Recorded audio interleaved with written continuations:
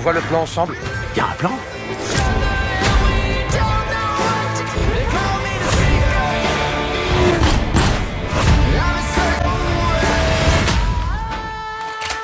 Braxton? Merci. Alors, t'es prêt? Ouais?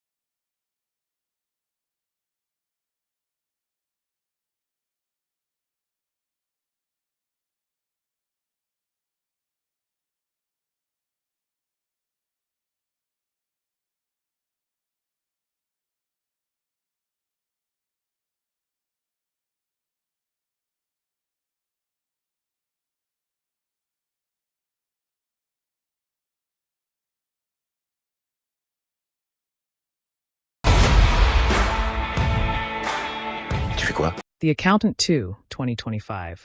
Analyses E.T. Explications completes du film. Voici des analyses et explications détaillées concernant le film The Accountant 2, Monsieur Wolf 2. Le film s'ouvre sur un événement fondateur qui relance la machine narrative. L'assassinat de Raymond King, l'ancien mentor de Christian Wolff et l'ex-patron de Maribeth Medina, plonge immédiatement l'univers dans une crise. Son dernier message crypté, Find the Accountant, agit comme un catalyseur parfait, forçant Medina à renouer avec le passé et à faire à nouveau appel aux compétences uniques de Christian Wolff, l'expert comptable et tueur à gages au fonctionnement autiste. Les analyses et explications soulignent que le scénario prend un virage décisif par rapport au premier opus en intégrant pleinement Braxton Wolff, le frère de Christian, interprété par Jon Bernthal. Ce n'est plus un film centré sur un héros solitaire, mais bel et bien un « buddy movie » où la dynamique fraternelle devient le moteur émotionnel et narratif. Leur alliance, forgée par une enfance traumatisante marquée par un père militaire extrêmement dur, est le cœur battant du film. Leurs interactions, oscillant entre une méfiance tenace et une loyauté indéfectible, sont porteuses de toute la charge dramatique. Les analyses et explications approfondies révèlent que la quête des frères Wolff les conduit à croiser la route d'Anaïs, un personnage nouveau incarné par Daniela Pineda. Anaïs est une tueuse amnésique dont le passé tragique est directement lié au sombre réseau criminel que les frères investiguent. Son histoire personnelle, empreinte de perte et de violence, apporte une dimension émotionnelle supplémentaire et ancre le film dans des thèmes contemporains et sombres, notamment le trafic d'enfants et l'exploitation des migrants. Les analyses et explications mettent en lumière le développement de l'univers avec Arbor Neurosciences. Ce centre, dirigé par la voix de Justine, Alison Wright, évolue d'un simple lieu de soutien pour Christian en une véritable base opérationnelle high-tech. Il devient le symbole d'une « famille choisie », intégrant une équipe de jeunes autistes surdoués en hacking. Ce lieu incarne un message positif d'inclusion et d'exploitation des talents neurodivergents, servant à la fois de refuge et de centre de renseignement. Les analyses et explications thématiques du film insistent sur le concept de lien familial et de rédemption. The Accountant 2 explore minutieusement comment Christian et Braxton, deux hommes brisés et condamnés à une existence isolée, tentent douloureusement de se reconstruire une forme de fraternité. Leur cheminement commun vers une forme de guérison, bien que chaotique et violent, constitue l'arc émotionnel principal. Les analyses et explications concernant la représentation de la neurodivergence notent que, si elle reste centrale, son traitement est parfois jugé moins subtil que dans le premier film. Le personnage de Christian Wolff montre davantage d'ouverture sociale et d'humour, un choix qui, s'il sert la dynamique du duo, peut sembler éloigné de la caractérisation plus introvertie et rigide de l'original. Le Centre Arbor Neurosciences compense partiellement cela en présentant un espace où la différence est une force. Les analyses et explications des enjeux moraux montrent que le film maintient une ambiguïté intéressante. Les héros, en dehors de tout cadre légal, poursuivent une justice personnelle et immédiate face à des crimes odieux, trafic d'enfants. Le film ne glorifie pas simplement la violence, mais la présente comme un outil nécessaire dans un système défaillant, interrogeant ainsi le spectateur sur les limites de la légalité.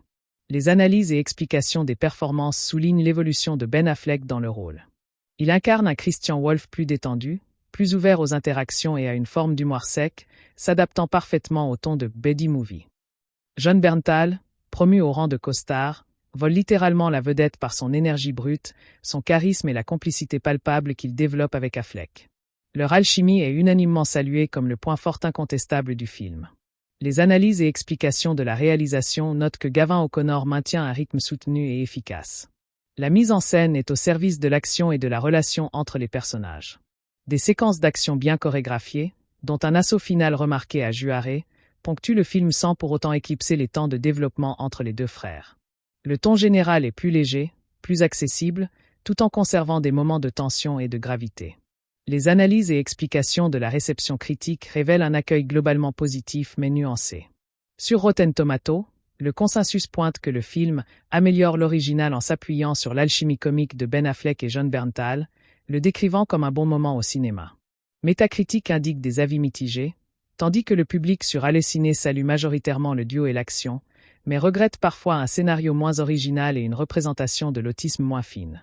Les analyses et explications des points forts identifient clairement la chimie Affleck-Bernthal, les scènes d'action, le ton plus léger et l'humour, ainsi que l'expansion de l'univers avec des personnages comme Anaïs et l'équipe de Arbor. Les points faibles relèvent souvent d'une intrigue parfois trop complexe ou conventionnelle, d'antagonistes peu développés et du traitement jugé moins nuancé de la neurodivergence du personnage principal. Les analyses et explications concernant l'avenir de la franchise sont claires. La fin ouvre la porte à une suite. Le réalisateur Gavin O'Connor a évoqué l'idée d'un troisième film qui prendrait la forme d'un road trip fraternel entre Christian et Braxton, décrit comme un Rain Man sous stéroïdes. Ce projet, rendu probable par le succès commercial correct de ce second volet, promettrait un ton encore plus axé sur la comédie et l'exploration émotionnelle de cette fraternité unique. Pour conclure ces analyses et explications, The Accountant 2 est une suite qui assume pleinement son virage vers le buddy movie d'action. Si elle s'éloigne de la singularité plus grave et introspective du premier opus, elle trouve son équilibre et son succès dans la dynamique charismatique et explosive de ses deux acteurs principaux.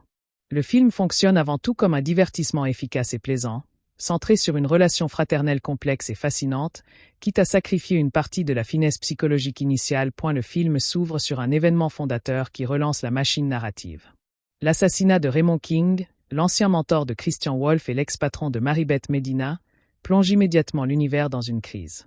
Son dernier message crypté, Find the Accountant, agit comme un catalyseur parfait, forçant Medina à renouer avec le passé et à faire à nouveau appel aux compétences uniques de Christian Wolff, l'expert comptable et tueur à gages au fonctionnement autiste. Les analyses et explications soulignent que le scénario prend un virage décisif par rapport au premier opus en intégrant pleinement Braxton Wolff, le frère de Christian, interprété par Jon Bernthal. Ce n'est plus un film centré sur un héros solitaire, mais bel et bien un buddy movie, où la dynamique fraternelle devient le moteur émotionnel et narratif. Leur alliance, forgée par une enfance traumatisante marquée par un père militaire extrêmement dur, est le cœur battant du film. Leurs interactions, oscillant entre une méfiance tenace et une loyauté indéfectible, sont porteuses de toute la charge dramatique.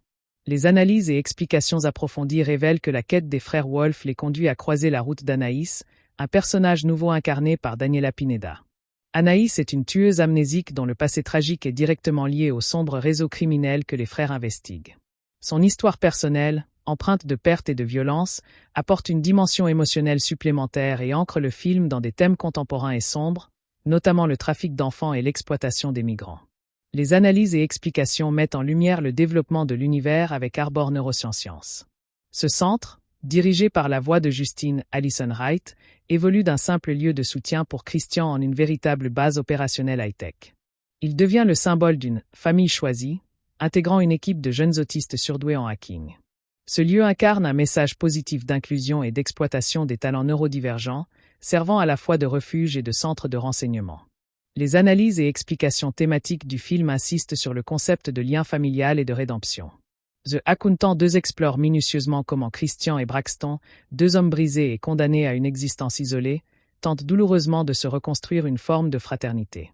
Leur cheminement commun vers une forme de guérison, bien que chaotique et violent, constitue l'arc émotionnel principal. Les analyses et explications concernant la représentation de la neurodivergence notent que, si elle reste centrale, son traitement est parfois jugé moins subtil que dans le premier film. Le personnage de Christian Wolf montre davantage d'ouverture sociale et d'humour, un choix qui, s'il sert la dynamique du duo, peut sembler éloigné de la caractérisation plus introvertie et rigide de l'original. Le Centre Arbor Neurosciences compense partiellement cela en présentant un espace où la différence est une force. Les analyses et explications des enjeux moraux montrent que le film maintient une ambiguïté intéressante. Les héros, en dehors de tout cadre légal, poursuivent une justice personnelle et immédiate face à des crimes odieux, trafic d'enfants. Le film ne glorifie pas simplement la violence, mais la présente comme un outil nécessaire dans un système défaillant, interrogeant ainsi le spectateur sur les limites de la légalité. Les analyses et explications des performances soulignent l'évolution de Ben Affleck dans le rôle. Il incarne un Christian Wolf plus détendu, plus ouvert aux interactions et à une forme d'humour sec, s'adaptant parfaitement au ton de « Buddy Movie ». Jon Bernthal, promu au rang de costard, vole littéralement la vedette par son énergie brute, son charisme et la complicité palpable qu'il développe avec Affleck. Leur alchimie est unanimement saluée comme le point fort incontestable du film. Les analyses et explications de la réalisation notent que Gavin O'Connor maintient un rythme soutenu et efficace. La mise en scène est au service de l'action et de la relation entre les personnages. Des séquences d'action bien chorégraphiées, dont un assaut final remarqué à Juarez, ponctuent le film sans pour autant éclipser les temps de développement entre les deux frères. Le ton général est plus léger, plus accessible, tout en conservant des moments de tension et de gravité. Les analyses et explications de la réception critique révèlent un accueil globalement positif mais nuancé. Sur Rotten Tomatoes, le consensus pointe que le film améliore l'original en s'appuyant sur l'alchimie comique de Ben Affleck et Jon Bernthal, le décrivant comme un bon moment au cinéma.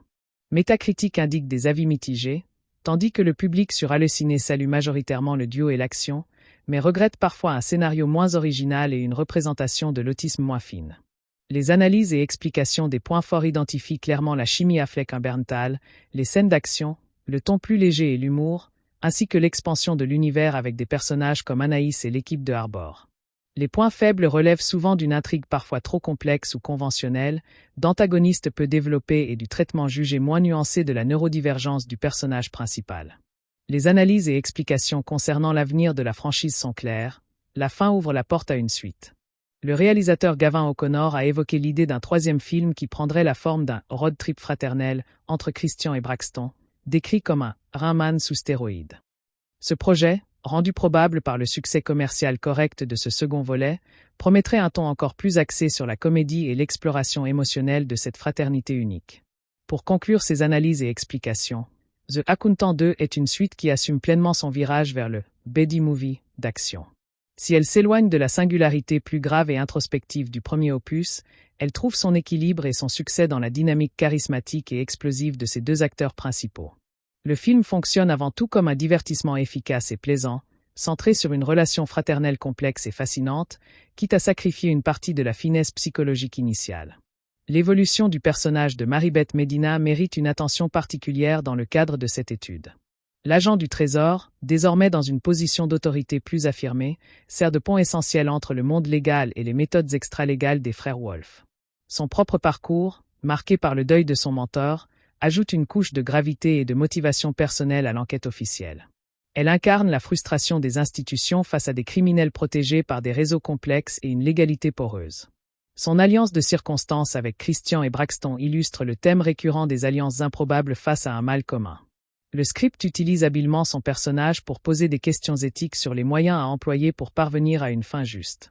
Son interaction avec Braxton, particulièrement tendue et méfiante, crée des étincelles narratives intéressantes. Medina représente la conscience institutionnelle et légale, constamment mise à l'épreuve par les actions des frères.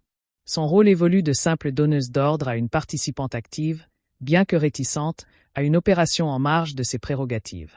Cette évolution témoigne de la porosité des frontières morales que le film explore sans cesse. Le personnage offre un contrepoint nécessaire à l'énergie sauvage de Braxton et au calme analytique de Christian. Sa présence assure une certaine ancre dans la réalité procédurière du monde de l'application de la loi. Finalement, elle valide, par sa complicité tacite, la nécessité de l'intervention des Wolf. La représentation de la violence dans cette suite fait l'objet d'une réflexion cinématographique distincte. Contrairement au premier film où elle était souvent présentée avec une froideur clinique, elle adopte ici une tonalité plus organique et émotionnelle, notamment à travers le personnage de Braxton. Les scènes d'action ne sont plus seulement des démonstrations de compétences techniques mais deviennent des exutoires à la colère et à la douleur accumulée des personnages. La chorégraphie des combats reflète désormais la dichotomie entre les deux frères. La précision méthodique de Christian s'oppose et se combine à l'agressivité brute et impulsive de Braxton. Cette dualité crée une dynamique visuelle captivante lors des séquences de confrontation. Le film n'élude pas les conséquences physiques et morales de ses actes, montrant la fatigue et le poids qui pèsent sur les protagonistes. La violence sert aussi de langage, un moyen de communication primitif entre deux frères qui peinent à verbaliser leurs émotions. Elle est canalisée, dirigée contre des cibles clairement identifiées comme malveillantes, préservant ainsi l'identification du spectateur au héros. Le réalisateur utilise parfois un ralenti ou des cadrages serrés pour accentuer l'impact physique et émotionnel des coups. L'assaut final à Juarez est l'apogée de cette esthétique, mêlant tactique, chaos et une forme de vengeance cathartique. Cette approche contribue à ancrer le film plus fermement dans les codes du thriller d'action tout en servant le développement des caractères. L'un des aspects les plus subtils du scénario réside dans l'exploration des traumatismes de l'enfance et de leurs répercussions à l'âge adulte. L'éducation rigoriste et violente imposée par leur père, brièvement évoquée dans le premier film, devient ici un élément structurant de la psyché des deux frères. Christian a canalisé ce trauma dans un isolement extrême et un perfectionnisme obsessionnel, construisant un monde ordonné et prévisible pour se protéger. Braxton, à l'inverse, a répondu à cette violence par la rébellion et l'embrasement, fuyant dans une vie de crime et d'agression. Le film dépeint leur rencontre forcée comme une confrontation avec le miroir déformant de leur propre douleur. Chaque interaction est teintée de cette histoire commune, faite de séparation forcée et de souffrances partagées. Leurs compétences complémentaires en combat sont directement liées à cet entraînement paternel brutal, créant un lien indélébile et paradoxal. Le scénario évite un pardon facile ou une réconciliation miraculeuse, préférant montrer une reconstruction lente et difficile. Les flashbacks, utilisés avec parcimonie, viennent éclairer des comportements présents, comme la méfiance de Christian ou l'impulsivité de Braxton. Le Centre Arbor Neurosciences peut être vu comme une antistructure par rapport à l'éducation paternelle, un lieu d'acceptation et non de coercition. Le trauma n'est pas présenté comme une excuse mais comme une explication, une force motrice qui a sculpté leur destin. Cette profondeur psychologique distingue le film d'un simple film d'action et offre une assise solide à la dynamique fraternelle. La musique et le design sonore jouent un rôle crucial dans la création de l'atmosphère et le renforcement des thèmes du film.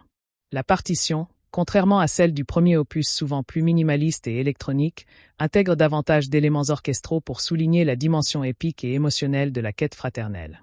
Des motifs musicaux récurrents sont associés à chaque frère, leurs thèmes se mêlant et s'entrechoquant au fil de l'aventure, symbolisant leur rapprochement progressif. Le silence est également utilisé de manière stratégique, notamment dans les scènes où Christian se concentre ou traite l'information, créant une bulle de perception altérée. Les bruits des armes sont distincts et réalistes, amplifiant l'impact des scènes d'action sans les rendre excessivement stylisées. Le son ambiante, que ce soit dans le centre high-tech de Arbor ou dans les zones urbaines délabrées de Juarez, est riche et immersif, ancrant le spectateur dans des espaces contrastés. Les moments de tension sont souvent accompagnés d'une bande-son à base de pulsations basses et de sons métalliques inquiétants, reflétant l'état d'hypervigilance des protagonistes. À l'inverse, les rares instants de calme entre les frères sont soulignés par des mélodies plus douces, souvent au piano, signalant une trêve émotionnelle. Le travail sur la voix, notamment la modulation souvent monocorde de Christian Wolff, reste une caractéristique sonore clé du personnage. Le mixage audio met en avant les dialogues, cruciaux pour la progression de l'intrigue et le développement des relations, même au milieu de l'action. Cet écosystème sonore cohérent participe pleinement à la narration et à l'immersion dans cet univers singulier. L'architecture narrative du film mérite une analyse détaillée pour en comprendre les mécanismes et les intentions. Le scénario est construit sur une structure en miroir, où l'enquête extérieure sur le meurtre de Raymond King reflète et active l'enquête intérieure des frères sur leurs propres relations. Chaque piste suivie, chaque indice décrypté, rapproche non seulement les héros de la vérité sur le complot, mais aussi l'un de l'autre. L'intrigue principale, bien que complexe avec ses multiples niveaux de trafic et de corruption, sert avant tout de cadre à cette exploration relationnelle. Le rythme est habilement géré, alternant des séquences d'action palpitantes avec des scènes de dialogue plus introspectives, souvent chargées de sous-textes.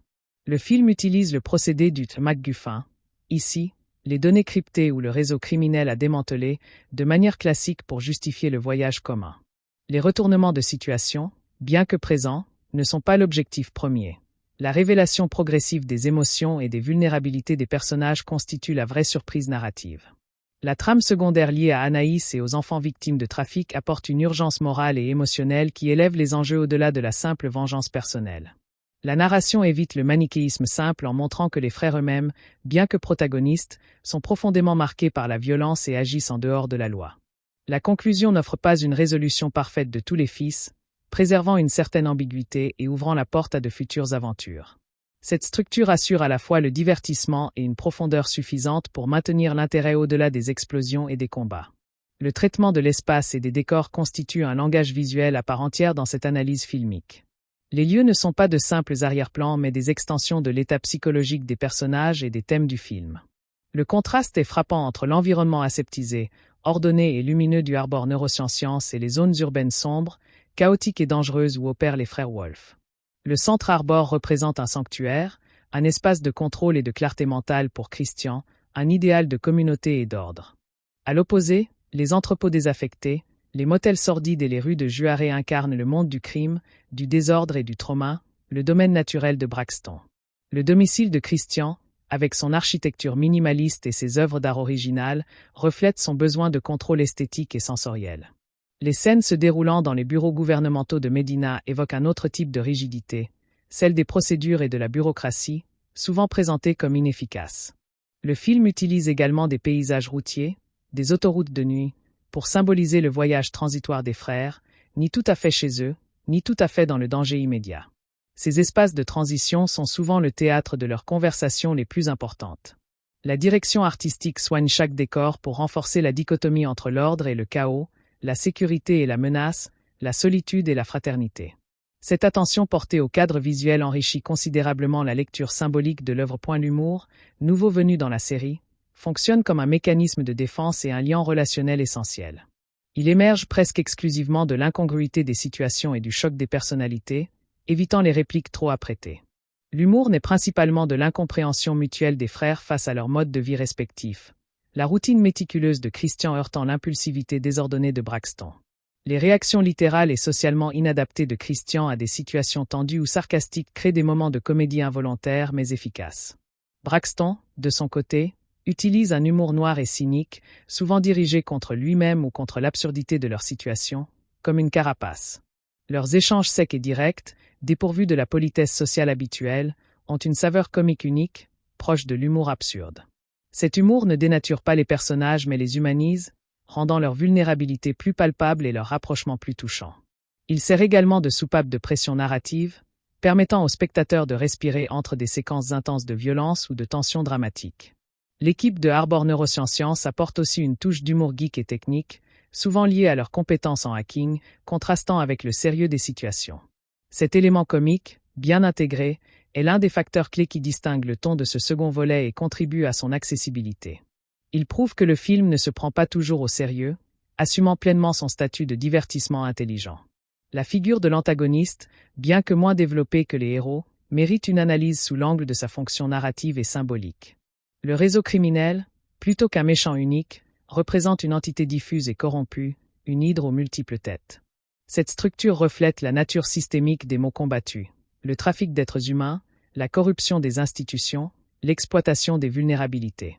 Les hommes de main et les intermédiaires rencontrés par les frères sont souvent présentés comme des produits d'un système tout aussi brisé qu'eux, mais ayant choisi le mal pur. L'absence d'un « grand méchant » charismatique permet de recentrer l'attention sur le conflit interne et relationnel des protagonistes. L'ennemi véritable n'est peut-être pas tant le réseau criminel que les démons du passé et l'isolement qui rongent Christian et Braxton. Leur combat extérieur devient une métaphore de leur combat intérieur pour se défaire des chaînes de leur éducation et se reconnecter l'un à l'autre. Les antagonistes servent de catalyseur à cette réunion, leurs menaces forçant les frères à s'apprivoiser et à faire équipe. Leur violence gratuite et leur exploitation des innocents, les enfants, établissent une ligne morale claire, justifiant les méthodes extrêmes des héros. Cette approche permet au film d'éviter les complexités morales trop grandes tout en maintenant un niveau de menace crédible. Elle renforce l'idée que les Wolf, malgré leurs propres travers, représentent un moindre mal face à une corruption absolue. L'utilisation des nouvelles technologies et du cyberespace est un élément diégétique majeur qui modernise le genre. Arbor Neurosciences n'est pas qu'un décor. C'est un personnage à part entière, une tour de contrôle high-tech qui donne aux héros des capacités quasi omniscientes. Les séquences de hacking et d'analyse de données sont visuellement rendues de manière dynamique, évitant les écrans noirs pleins de code pour leur préférer des interfaces graphiques immersives et des visualisations de données complexes. Ces scènes mettent en avant les talents neurodivergents des jeunes recrutés par Justine, faisant de leur différence cognitive des super-pouvoirs dans l'espace digital. Ce traitement positif contraste volontairement avec la vision souvent pathologisante de l'autisme. La technologie sert de grand égalisateur, permettant à Christian de traiter l'information et de planifier avec une efficacité surhumaine, compensant ainsi ses difficultés sociales en situation de crise. Elle crée également un pont entre son monde intérieur ordonné et le chaos du monde extérieur qu'il doit appréhender. Les communications entre les frères sur le terrain et l'équipe de support à Arbor créent une tension narrative intéressante, proche de celle d'un film de casse. Le film suggère que dans le monde contemporain, la bataille se gagne autant par la force brute que par le contrôle de l'information et des réseaux. Cette intégration du cyber-thriller dans le film d'action physique lui confère une pertinence actuelle et élargit son spectre d'action. Elle offre aussi des possibilités visuelles créatives pour représenter le processus de pensée unique de Christian Wolff. Le cinéma de Gavin O'Connor dans ce projet spécifique se caractérise par un équilibre entre le style et le fond. Le réalisateur, connu pour ses histoires de rédemption et de liens familiaux violents, Warrior, The Way Back, trouve ici un terrain d'expression idéal. Sa mise en scène est moins flamboyante que pragmatique, privilégiant la clarté de l'action et l'authenticité des émotions aux effets visuels tapax sans grave-l'œil. Le cadre est souvent serré sur les visages des acteurs, capturant la moindre micro-expression, notamment chez Affleck, dont le jeu repose beaucoup sur un minimalisme expressif. Les scènes d'action sont filmées avec une caméra relativement stable, permettant de bien suivre la chorégraphie et les enchaînements, à l'opposé du style « Shaky Khan », parfois préval. O'Connor utilise le montage pour créer un rythme syncopé, alternant entre des plans longs et contemplatifs et des séquences rapides et coupées au montage lors des combats. Son choix de couleurs est significatif. Des teintes froides, bleu, vert, dominent les scènes à Arbor et dans les moments de planification, tandis que des tons chauds et agressifs, orange, rouge, envahissent les scènes de violence et les confrontations nocturnes. Il a l'intelligence de laisser ses acteurs occuper l'espace et de bâtir des scènes autour de leur présence physique et de leur chimie. Sa direction sert avant tout le scénario et les personnages, sans chercher à imposer une signature stylistique écrasante.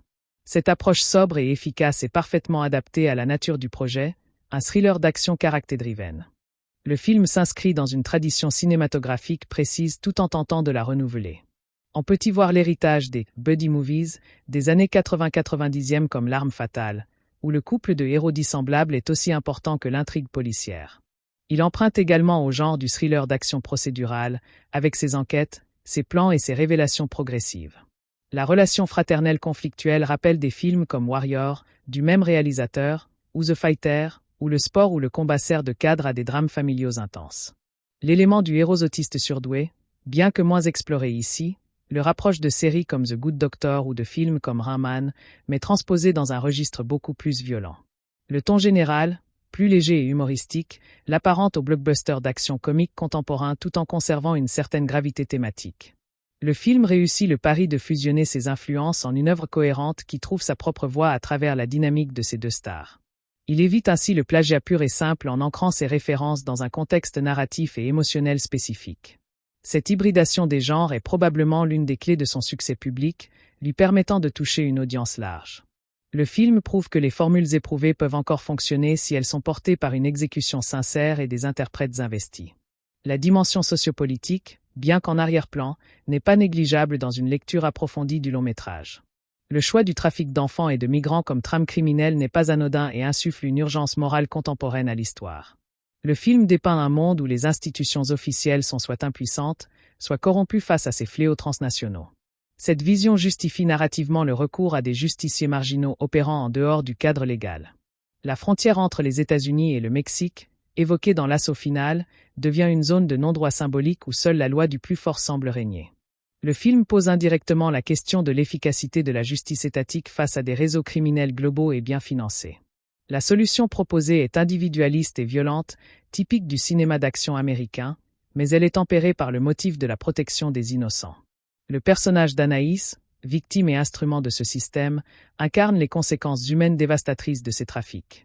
Arbor Neurosciences, en tant qu'institution privée bienveillante et efficace, pourrait être interprétée comme une critique implicite des carences des structures publiques de soutien.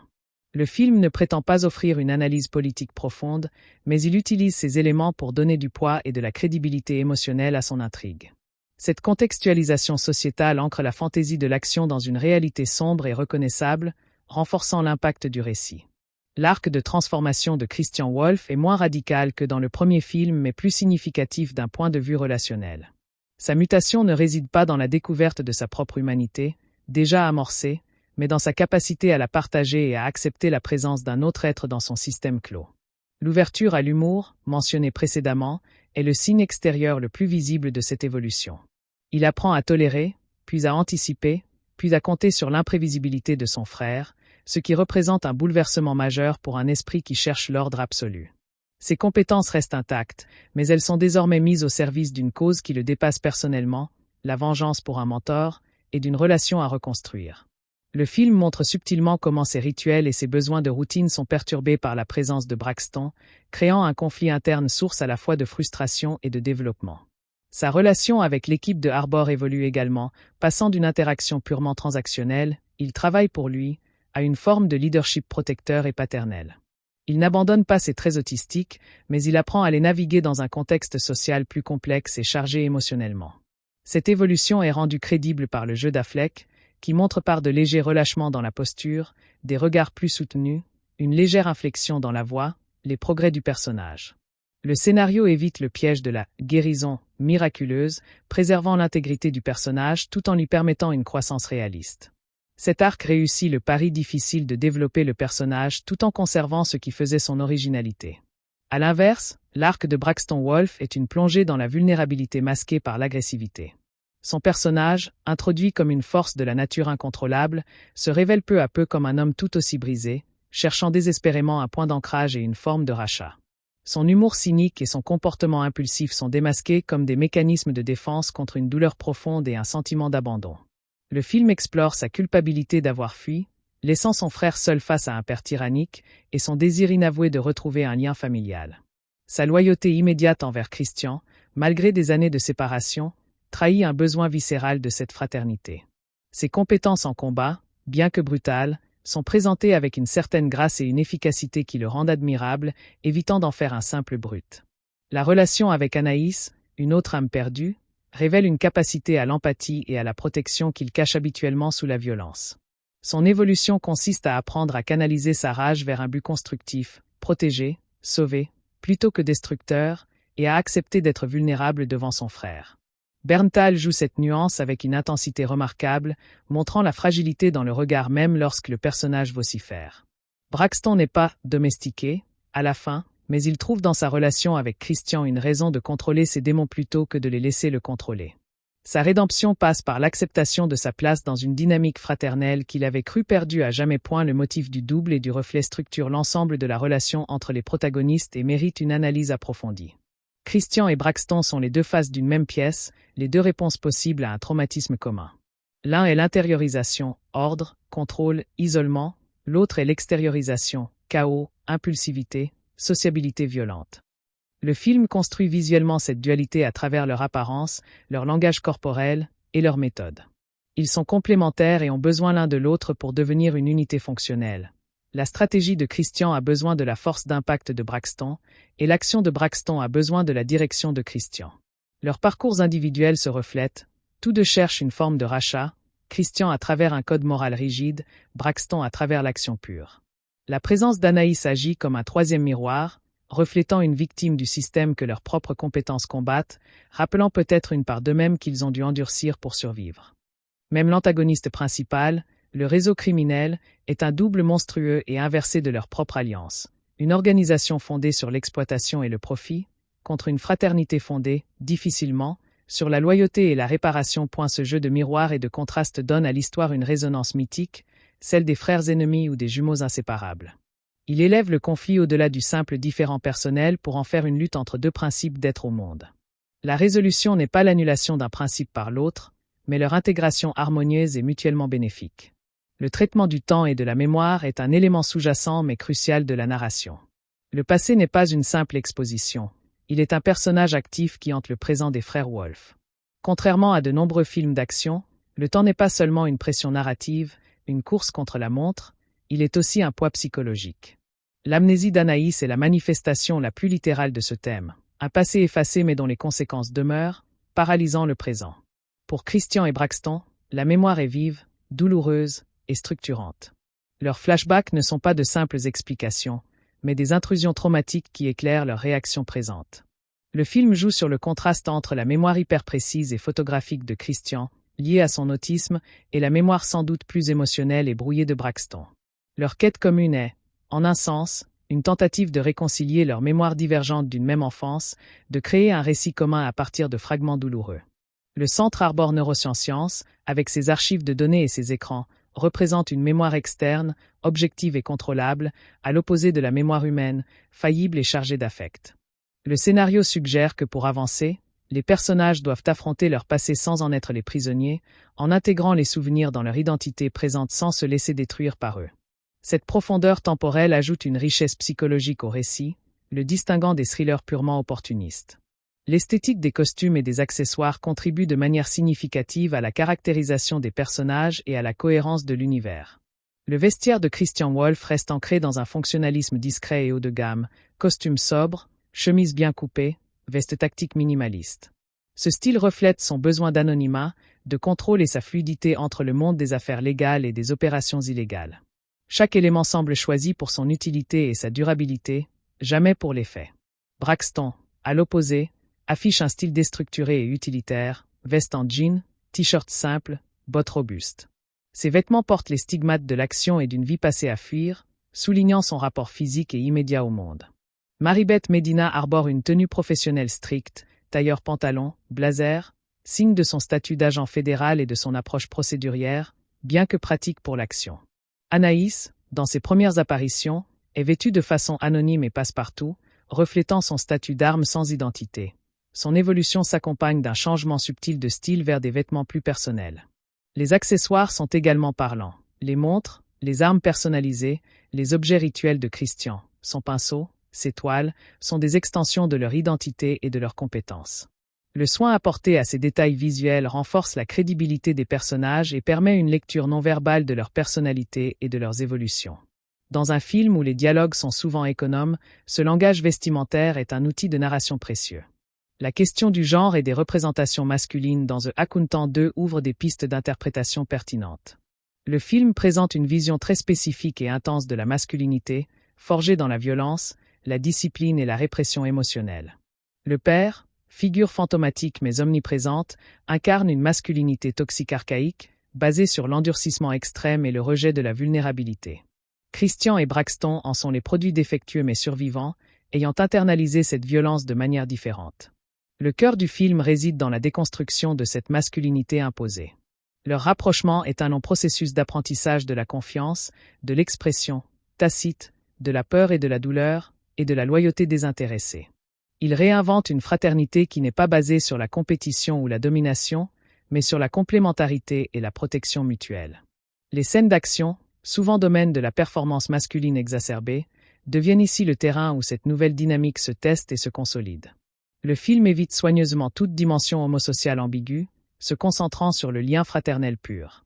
Il propose in fine une rédemption masculine par la connexion émotionnelle authentique avec un père, même si cette connexion passe par le prisme de la violence contrôlée et d'un humour viril. Cette représentation, bien que conventionnelle dans le cadre d'un film d'action, gagne en nuances grâce à la profondeur accordée au traumatisme à l'origine de ses comportements.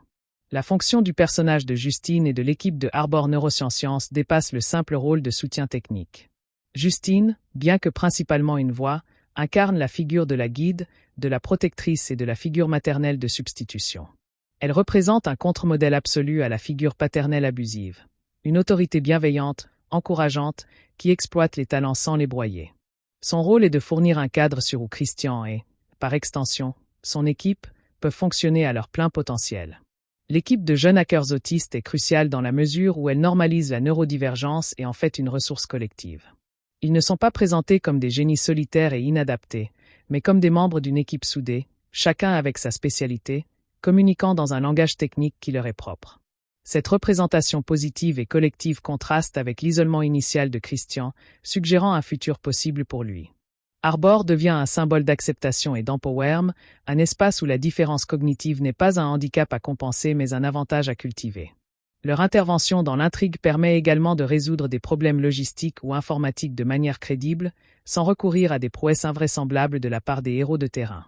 Ils ajoutent une couche de fraîcheur et d'optimisme technologique à un univers par ailleurs sombre et violent. Leur présence élargit l'univers du film et pose les bases d'un possible « Team Wolf » dans de futures suites. L'équilibre entre le réalisme et la fantaisie dans l'action est une ligne directrice constante de la réalisation. Les compétences des frères Wolf, bien qu'extraordinaires, restent ancrées dans un certain réalisme. Leur entraînement militaire est évoqué, leurs blessures persistent, la fatigue les gagne. Les plans de combat sont chorégraphiés pour paraître efficaces et douloureux plutôt que purement esthétiques. Le film évite les cascades excessivement acrobatiques ou les schémas de combat invraisemblables où un héros affronterait des dizaines d'adversaires sans effort. L'accent est mis sur la tactique, la prise d'avantage, l'utilisation de l'environnement et la complémentarité des frères. Cependant, une certaine fantaisie persiste dans la précision chirurgicale de Christian, sa capacité à traiter l'information visuelle en temps réel, et dans l'efficacité globale de leur petite équipe face à un réseau puissant. Cet élément de suspension consentie de l'incrédulité est nécessaire au genre. Le travail des armuriers et des conseillers techniques est visible, donnant un aspect crédible aux manipulations d'armes et aux tactiques d'assaut. L'assaut final à Juarez, tout en étant spectaculaire, conserve une certaine chaos organisé, avec des erreurs de tir, des moments de panique et une logistique qui semble plausible. Cet équilibre permet au film de satisfaire les amateurs d'action tout en maintenant un certain ancrage qui renforce l'identification aux personnages et aux enjeux. Il respecte ainsi le pacte narratif établi par le premier film, tout en l'élargissant pour des séquences plus ambitieuses. Le dialogue, souvent percutant et économique, est un outil de caractérisation essentiel dans cette œuvre. Les répliques de Christian Wolf restent brèves, littérales et dénuées de fioritures sociales, reflétant sa pensée directe et son inconfort avec les subtilités de la communication. Chaque mot semble peser, ayant une fonction informative précise. Braxton, à l'inverse, utilise un langage plus coloré, imagé, ponctué de jurons et d'un humour noir qui masque ses intentions profondes. Leurs échanges sont souvent des duels verbaux où s'expriment leurs différences cognitives et leurs blessures. L'humour naît justement du choc entre ces deux registres linguistiques.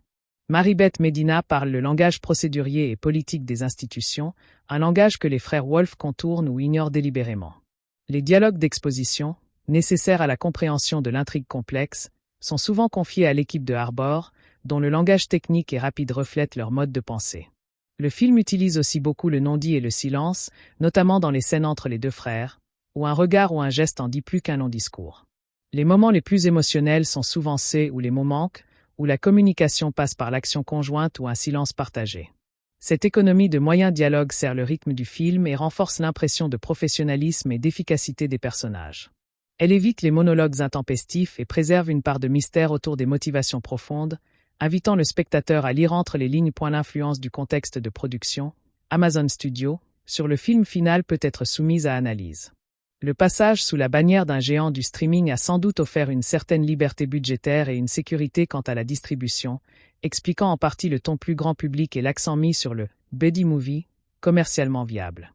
La nécessité de produire un contenu qui fonctionne aussi bien sur grand écran qu'à la maison peut expliquer l'équilibre entre séquences spectaculaires, l'assaut final, et développement character-driven plus intimiste.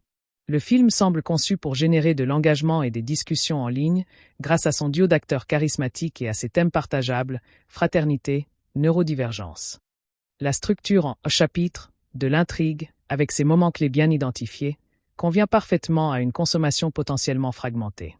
La présence de nouveaux personnages comme Anaïs et l'équipe de Arbor élargit l'univers de manière à pouvoir engendrer des spin-offs ou des séries dérivées, stratégie courante dans l'ère du streaming. Le ton plus léger et l'humour le rendent plus facilement exportable et adaptable à différents marchés internationaux. Cependant, le film ne sacrifie pas complètement son identité initiale au profit de formules génériques. Il semble trouver un compromis entre les exigences commerciales d'une plateforme et la vision des créateurs.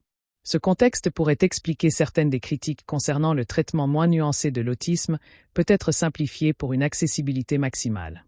The Accountant 2 apparaît ainsi comme un produit cinématographique hybride, à la croisée du cinéma de genre traditionnel et des nouvelles logiques de production du divertissement numérique. La symbolique des noms des personnages et des lieux offre un niveau de lecture supplémentaire, bien que discret.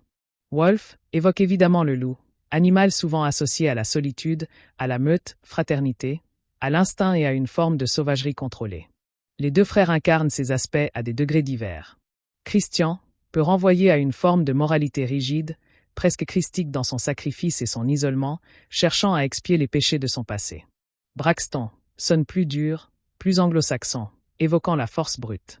Arbor Neurosciences est très évocateur. Arbor signifie port, refuge, un lieu sur face à la tempête. Neurosciences renvoie à l'esprit, au cerveau, au contrôle mental. Le nom décrit parfaitement la fonction du lieu, un refuge pour des esprits différents. Médina est un nom d'origine arabe signifiant « ville », pouvant symboliser la structure, l'ordre civil qu'elle représente face au désordre des Wolves. Anaïs est un nom poétique et doux, contrastant violemment avec sa réalité de tueuse et pouvant évoquer une innocence perdue. Juaré, ville frontalière réelle, est synonyme dans l'imaginaire cinématographique de loi du plus fort, de danger et d'ombre. Ces choix ne sont probablement pas tous délibérés, mais ils participent à construire un univers cohérent où chaque élément nominal contribue subtilement à l'impression générale et à la caractérisation. L'impact potentiel du film sur la perception de l'autisme dans la culture populaire est un sujet digne de réflexion. Si le premier opus était salué pour sa représentation inhabituellement précise et respectueuse d'un personnage autiste hautement compétent, ce second volet dilue quelque peu cette spécificité au profit de la dynamique de duo. Le risque est de voir le trait autistique de Christian devenir un simple accessoire de personnage, une excentricité qui alimente l'humour ou la logistique de l'intrigue, plutôt qu'une exploration de son expérience du monde. Cependant, le film compense partiellement cela par la représentation positive et collective de l'équipe de Arbor. Il montre des individus autistes travaillant en équipe, valorisés pour leurs talents uniques et intégrés dans un système de soutien mutuel. Cela contraste avec le stéréotype du génie solitaire et inadapté. Le film évite soigneusement de médicaliser ou de pathologiser leurs conditions. Ce sont d'abord des compétences au service de l'action.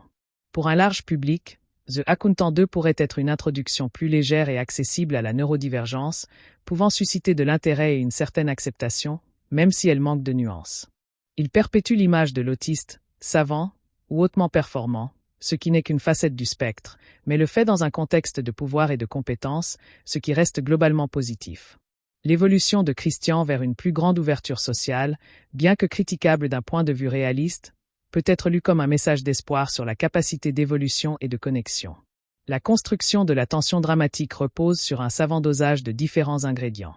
La tension narrative est générée par l'enquête elle-même, le mystère entourant l'assassinat de King et la nature du réseau criminel. La tension émotionnelle provient de la relation volatile entre les frères, de la peur qu'ils ne parviennent pas à se faire confiance ou qu'ils se trahissent. La tension physique est évidemment le fait des séquences d'action et des confrontations violentes. Le film alterne ces types de tensions pour maintenir un intérêt constant, sans jamais laisser le spectateur se reposer complètement. Les moments de calme sont souvent utilisés pour construire une tension psychologique subtile, à travers des dialogues chargés de sous-textes ou des silences gênés. La musique et le montage accélèrent le rythme cardiaque lors des scènes de poursuite ou d'infiltration. La présence d'Anaïs et des enfants victimes ajoute une tension morale et une urgence qui élèvent les enjeux au-delà de la simple survie des héros. Le scénario sait aussi créer des fausses résolutions, des moments où la menace semble écartée avant de ressurgir plus forte, maintenant ainsi un sentiment d'incertitude. Cette construction habile de la tension est essentielle pour un thriller et démontre la maîtrise des cinéastes sur les ressorts narratifs classiques. Elle assure que le film, malgré ses longueurs potentielles dans le développement des personnages, conserve une dynamique propulsive qui porte le spectateur du début à la fin. Les limites du film, souvent pointées par la critique, méritent d'être examinées avec objectivité. La principale faiblesse réside peut-être dans le traitement de l'intrigue criminelle, qui peut paraître conventionnelle, voire simpliste, comparée à la complexité des relations entre les frères. Les antagonistes sont des figures de pouvoir corrompues assez caricaturales, sans profondeur psychologique notable.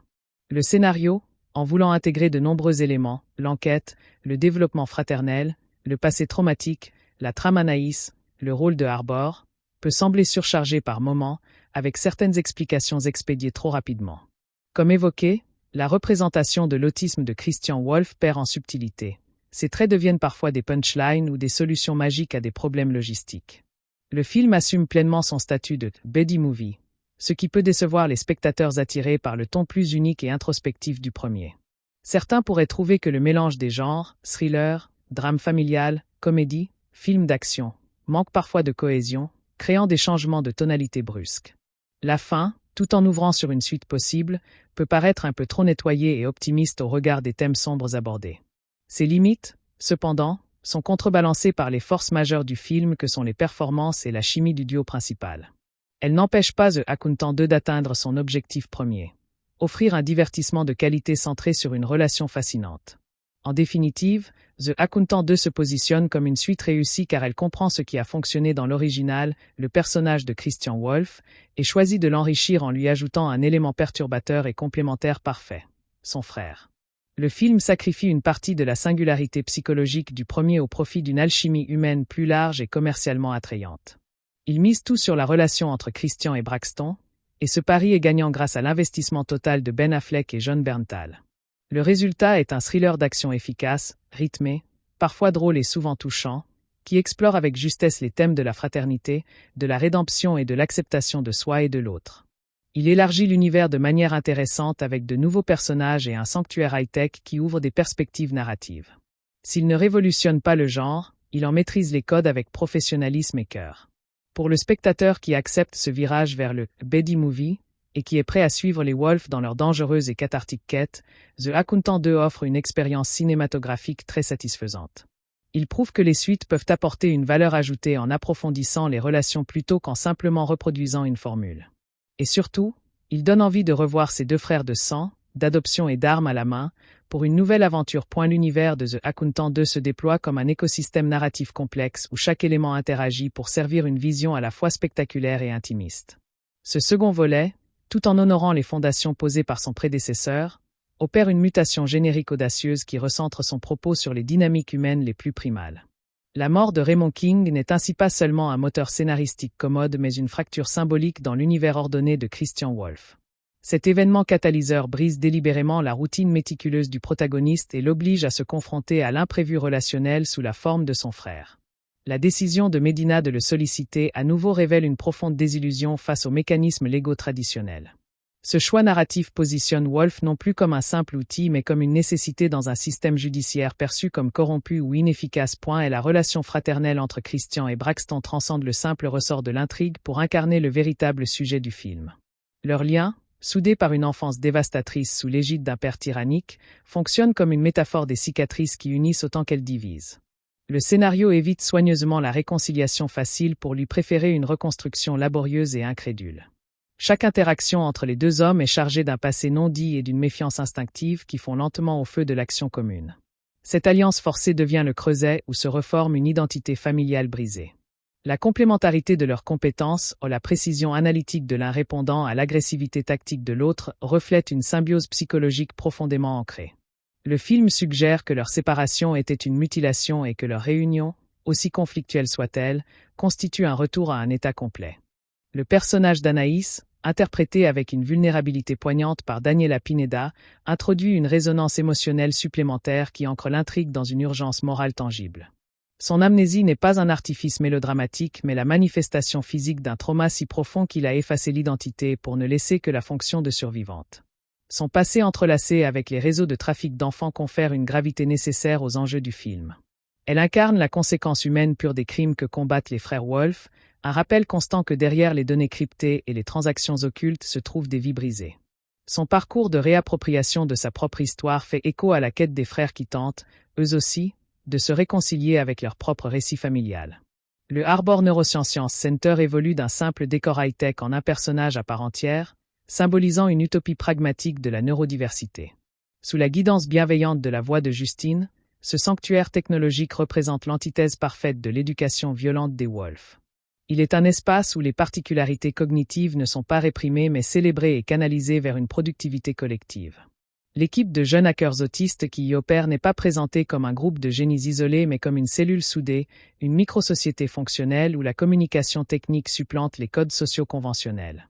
Ce lieu devient le point d'ancrage stable de Christian, son port d'attache dans un monde qu'il perçoit comme chaotique.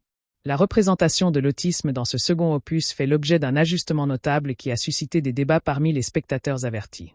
Si le premier film était salué pour sa précision clinique et sa retenue, celui-ci opère une forme d'élargissement émotionnel du personnage de Christian Wolf. Ses traits autistiques restent perceptibles, la littéralité, le besoin de routine, la sensibilité sensorielle, mais ils sont souvent mobilisés au service de l'humour ou de la résolution logistique de l'intrigue. Cette approche, bien que potentiellement moins nuancée, participe d'une volonté d'intégrer le personnage dans une dynamique relationnelle plus large. Le film semble suggérer que l'isolement n'est pas une fatalité inhérente à sa condition mais une conséquence de son histoire traumatique. La moralité des protagonistes est délibérément placée dans une zone grise fascinante, refusant tout manichéisme simpliste. Christian et Braxton Wolf n'agissent pas par pure vertu mais par un mélange complexe de devoirs, de désir de vengeance et de besoin de rédemption personnelle. Leur violence, bien que dirigée contre des criminels odieux, reste excessive et extralégale, interrogeant le spectateur sur les limites acceptables de la justice. Le film ne propose pas de réponse facile mais présente leurs actions comme une solution nécessaire dans un monde où les institutions ont failli. Cette ambiguïté éthique est une des forces narratives de l'œuvre, empêchant une lecture complaisante et maintenant une tension constante sur la légitimité de leur méthode. La performance de Ben Affleck évolue significativement pour épouser les nouvelles exigences du scénario. Son interprétation de Christian Wolf gagne en souplesse sociale sans perdre le noyau de raideur et de concentration qui définit le personnage. On perçoit chez lui une lassitude, un poids des années qui rend sa vulnérabilité plus palpable. Les moments où son armure sociale se fissure, laissant transparaître une lassitude ou un humour sec, sont parmi les plus forts du film. Affleck maîtrise l'art de la suggestion minimale, communiquant davantage par un regard fuyant ou une légère inflexion vocale que par de grands monologues. Jon Bernthal, en contrepoint, apporte une énergie cinétique brute et charismatique qui dynamise chaque scène. Son Braxton est une tempête d'impulsivité contrôlée, un homme dont la rage manifeste cache une douleur et une loyauté tout aussi intense. Bernthal excelle à montrer la fissure dans la carapace, le moment où la brutalité fait place à une vulnérabilité surprise. Sa chimie avec Affleck est électrique, fondée sur un contraste de style qui génère à la fois tension et complicité. Leurs dialogues, souvent économes, sont chargés d'un sous-texte fraternel lourd de sens non dit. La réalisation de Gavin O'Connor se caractérise par une efficacité classique au service de la narration. Refusant les pirouettes stylistiques gratuites, il privilégie une mise en scène claire qui met en avant les performances et la géographie des scènes d'action. Son approche des combats est remarquable par sa lisibilité et son impact physique. Chaque coup semble porté, chaque mouvement a un poids. L'assaut final à Juarez est un morceau de bravoure qui combine tension tactique, chaos contrôlé et libération cathartique, sans jamais perdre de vue l'arc émotionnel des frères. La réception critique du film reflète ses qualités et ses ambiguïtés. Les éloges unanimes concernant la dynamique Affleck-Bernthal contrastent avec des réserves sur la densité de l'intrigue criminelle. Ce clivage révèle que le film est parvenu à son objectif principal, créer un duo mémorable, parfois au détriment d'autres éléments narratifs. Le succès public, modeste mais réel, témoigne d'une adhésion à ce nouveau ton plus accessible et axé sur la relation fraternelle. Le film trouve ainsi son équilibre en tant que produit de divertissement intelligent, conscient de ses forces et assumant ses choix. L'ouverture vers une suite promise par la conclusion n'est pas une simple pirouette commerciale mais l'aboutissement logique du voyage entrepris. L'idée d'un road movie fraternel approfondissant encore cette relation dysfonctionnelle est séduisante et porteuse d'un potentiel émotionnel riche. Elle permettrait d'explorer les personnages en dehors du cadre de l'enquête à haute tension, dans un contexte plus propice aux confidences et aux confrontations psychologiques. Cette perspective témoigne de la confiance des créateurs dans la solidité du duo qu'ils ont mis en scène. La bande originale et le design sonore méritent une attention particulière pour leur rôle dans la construction de l'atmosphère. La partition évolue d'une tonalité électronique et introspective vers des accents orchestraux plus amples qui soulignent la dimension épique de la quête fraternelle. L'utilisation stratégique du silence, notamment dans les scènes de concentration de Christian, crée des bulles de perception altérées qui immergent le spectateur dans son expérience sensorielle unique. La direction artistique soigne particulièrement le contraste entre les espaces associés à l'ordre et ceux liés au chaos. L'architecture minimaliste et lumineuse du Harbor Neuroscience Center s'oppose radicalement aux décors sordides et aux éclairages contrastés des repères criminels. Ce langage visuel renforce la dichotomie psychologique entre le refuge et la menace, entre le contrôle et le désordre, qui traverse tout le film. Le traitement du temps dans la narration est double, à la fois compte à rebours urgent de l'enquête et poids immobile du passé traumatique. Le film articule ces deux temporalités de manière habile, montrant comment les pressions du présent réveillent constamment les fantômes d'une enfance violente. Les flashbacks, utilisés avec parcimonie, ne servent pas à expliquer mais à éclairer par éclair des comportements présents. L'humour, nouvel élément central, fonctionne comme un mécanisme de défense et un langage secret entre les frères. Il naît naturellement du choc de leur personnalité et de leur incapacité à communiquer selon les codes sociaux normés. Cet humour souvent noir et sec humanise les personnages sans les dénaturer, permettant aux spectateurs de s'attacher à eux malgré leur violence et leur dysfonctionnement. La figure des antagonistes, bien que moins développée, sert de miroir inversé aux héros. Le réseau criminel représente une forme de famille toxique et exploitante, fondée sur le profit et la coercition, à l'opposé de la fraternité difficile mais loyale que tentent de reconstruire Christian et Braxton. Cette opposition thématique renforce la légitimité morale de leur combat, même si leur méthode reste problématique. Le personnage de Maribeth Medina évolue d'une donneuse d'ordre à une participante active, illustrant la porosité des frontières entre la légalité et la nécessité. Son parcours reflète la désillusion d'un système qui, face à des mots absolus, se révèle lent, bureaucratique et parfois corrompu. Son alliance pragmatique avec les Wolf est un aveu d'échec des institutions qu'elle représente. La thématique de la rédemption est traitée avec une absence de sentimentalisme qui la rend crédible. Ni Christian ni Braxton ne cherchent l'absolution. Ils cherchent à donner un sens à leurs compétences violentes en les mettant au service d'une cause juste. Leur rédemption passe par l'action et par la reconstruction d'un lien, non par des discours ou des regrets. L'utilisation des nouvelles technologies est intégrée de manière organique à la narration, évitant l'écueil du gadgetisme gratuit. Les séquences de hacking sont visuellement dynamiques et servent à montrer comment l'intelligence et l'information peuvent être des armes aussi puissantes que la force brute. Le Harbor Center symbolise cette fusion entre l'humain et le technologique au service du bien. La construction des scènes d'action démontre une compréhension fine des règles du genre tout en les renouvelant par l'accent mis sur la complémentarité des frères.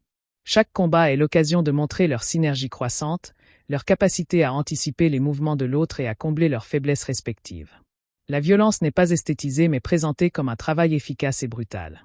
Le costume et les accessoires participent activement à la caractérisation.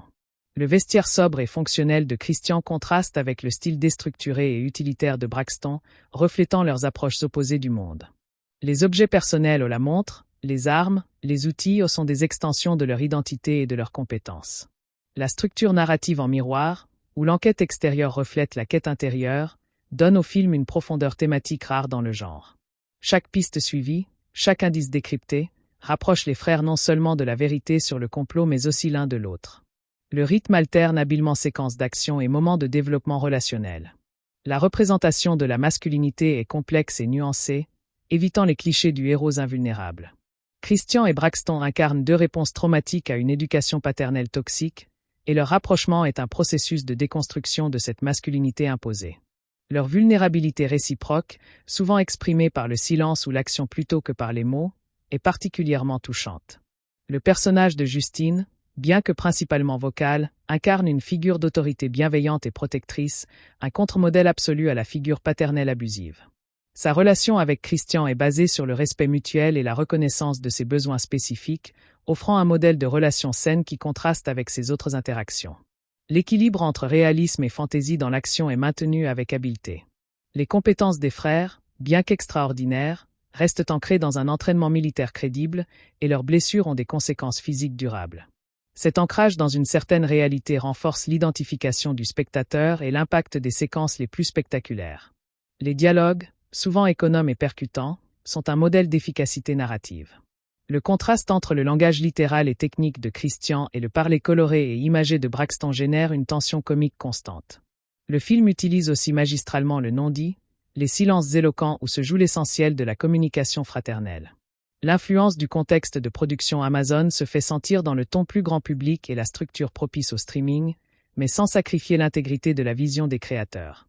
Le film semble conscient de devoir fonctionner à la fois comme expérience cinématographique et comme contenu pour plateforme, trouvant un équilibre intelligent entre ces exigences.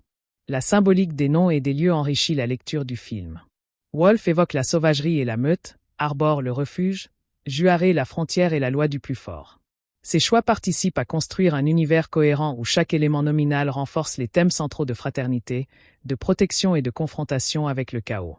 L'impact sur la perception de l'autisme dans la culture populaire est ambigu. Si la représentation perd en subtilité clinique, elle gagne en accessibilité et montre un personnage neurodiverge évoluant dans des relations complexes. L'équipe de Arbor présente une vision positive et collective de la neurodiversité comme atout plutôt que comme handicap. Et la construction de la tension repose sur un savant dosage entre suspense d'enquête, tension relationnelle et menace physique. Le film alterne ces différents registres pour maintenir un engagement constant, sans jamais laisser le spectateur se reposer complètement. Les moments de calme préparent souvent les explosions de violence ou d'émotion. Les limites du film en intrigue criminelle conventionnelle, antagoniste peu développée, simplification de la représentation de l'autisme sont réelles mais contrebalancées par ses forces majeures. Le choix de privilégier la relation fraternelle au détriment d'autres éléments narratifs est assumé et constitue finalement l'identité même de cette suite. La musique de film joue un rôle crucial dans l'articulation des émotions et le renforcement des thèmes. Les motifs musicaux associés à chaque frère se développent et s'entremêlent au fil du récit, symbolisant leur rapprochement progressif. Les moments d'action sont soutenus par des rythmes pulsatifs qui épousent le montage. La direction de la photographie privilégie des cadres nets et des compositions soignées qui servent la narration.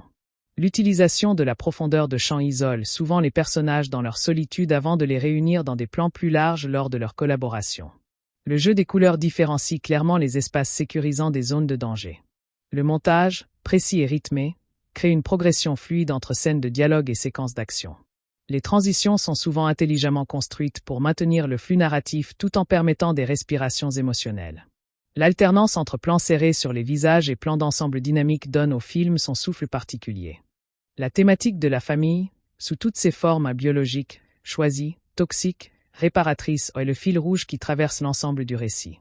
Le film explore comment ces différentes configurations façonnent les individus et comment il est possible de se recréer une famille malgré les traumatismes du passé. Arbor représente cette famille choisie, fonctionnelle et protectrice. Le traitement du passé traumatique évite le pathos facile pour privilégier l'impact sur les comportements présents. Les séquences de flashback sont brèves, intenses, et servent moins à expliquer qu'à faire sentir le poids de l'histoire sur les épaules des personnages. Le film montre comment ce passé informe chaque décision, chaque réaction des frères. L'arc de transformation de Christian est subtil mais significatif. Son ouverture progressive à l'humour et à la relation fraternelle ne remet pas en cause ses traits autistiques mais montre comment il apprend à les naviguer dans un contexte social plus complexe. Cette évolution est rendue crédible par la performance nuancée de Ben Affleck. L'arc de Braxton, plus spectaculaire, est celui d'un homme qui apprend à canaliser sa rage vers un but constructif.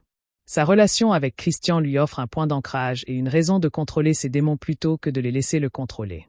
Jon Bernthal incarne cette transformation avec une intensité remarquable. La dimension sociopolitique, bien qu'en arrière-plan, donne du poids aux enjeux du film. Le choix du trafic d'enfants comme trame criminelle ancre l'histoire dans une réalité sombre et contemporaine, justifiant la violence des héros par l'urgence morale de la situation. Le film évite cependant le prêchi-prêcha pour laisser les faits parler d'eux-mêmes. L'esthétique générale du film témoigne d'un souci de cohérence et de qualité. Du design des interfaces informatiques à la conception des armes, en passant par la décoration des différents lieux, chaque détail visuel participe à créer un univers crédible et immersif. Cet investissement dans la direction artistique élève le film au-dessus des productions standards du genre.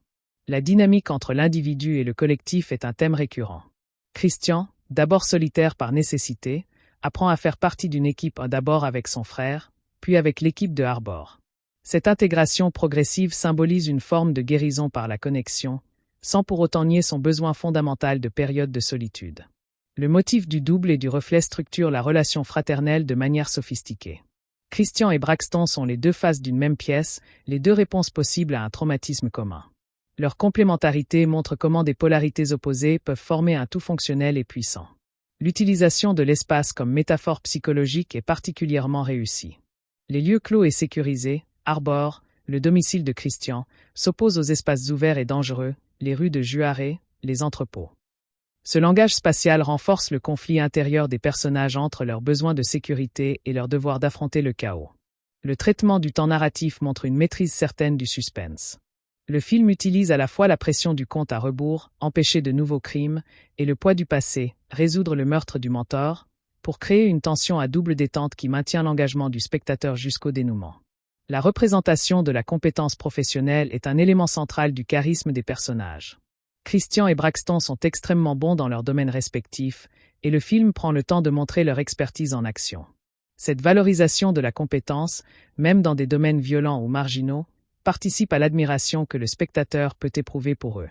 La relation entre les frères et la technologie est ambivalente. Christian utilise la tech comme extension de son esprit, un moyen de mettre de l'ordre dans le chaos informationnel. Braxton, plus instinctif, se méfie de cette dépendance. Leur fusion progressive s'accompagne d'un équilibre entre planification high-tech et adaptation sur le terrain. Le thème de la confiance, central dans toute relation fraternelle, est traité avec une rare justesse. Le film montre comment la confiance se gagne progressivement, par des actions plus que par des mots, et comment elle peut être trahie puis retrouvée. La reconstruction de cette confiance entre Christian et Braxton constitue l'épine dorsale émotionnelle du récit. L'humour spécifique du film mérite une analyse détaillée. Il naît principalement de l'incongruité des situations, du décalage entre la gravité des enjeux et les réactions littérales ou inadaptées des personnages. Cet humour souvent noir sert de soupape de sécurité émotionnelle, permettant au spectateur de supporter la tension dramatique sans se sentir submergé. La construction de l'antagonisme évite l'écueil du méchant surjoué pour privilégier une menace diffuse et systémique. Le réseau criminel est présenté comme une hydre tentaculaire, plus terrifiante par son impersonnalité et son efficacité que par la psychologie de ses membres. Cette approche renforce l'idée que les frères combattent un mal structurel plutôt qu'individuel. La performance des seconds rôles, en particulier celle de Cynthia Ade Robinson en Maribeth Medina, apporte une nuance essentielle au récit. Medina n'est pas une simple donneuse d'ordre mais une partenaire réticente dont le parcours reflète les dilemmes moraux du film. Son évolution d'agent procédurier à complice pragmatique est crédible et bien menée. Le traitement de la violence physique et psychologique est réaliste sans être gratuit. Le film montre les conséquences des actes violents ou la fatigue, la douleur, le traumatisme, évitant ainsi toute glorification simpliste. Cette approche responsable élève le film au-dessus du simple divertissement violent et lui donne une résonance éthique. L'équilibre entre scènes d'action et développement character-driven témoigne d'une compréhension fine de ce que recherche le public contemporain. Le film offre à la fois l'adrénaline des séquences spectaculaires et la satisfaction émotionnelle de voir des personnages évoluer et se rapprocher. Cette dualité est probablement la clé de son succès auprès d'un public large. La perspective d'une suite en forme de road movie fraternel ouvre des possibilités narratives excitantes. Elle permettrait d'explorer les personnages hors du contexte de l'urgence criminelle, dans des situations plus banales mais tout aussi révélatrices. Cette évolution vers un ton peut-être encore plus léger et introspectif semble logique après l'intensité de ce second volet. En définitive, The Accountant 2 réussit le pari difficile de la suite réussie. Il respecte l'esprit de l'original tout en lui imprimant une nouvelle direction. En faisant le choix audacieux de centrer le récit sur la relation fraternelle plutôt que sur la psychologie individuelle de Christian Wolff, il trouve une nouvelle voie pour la franchise.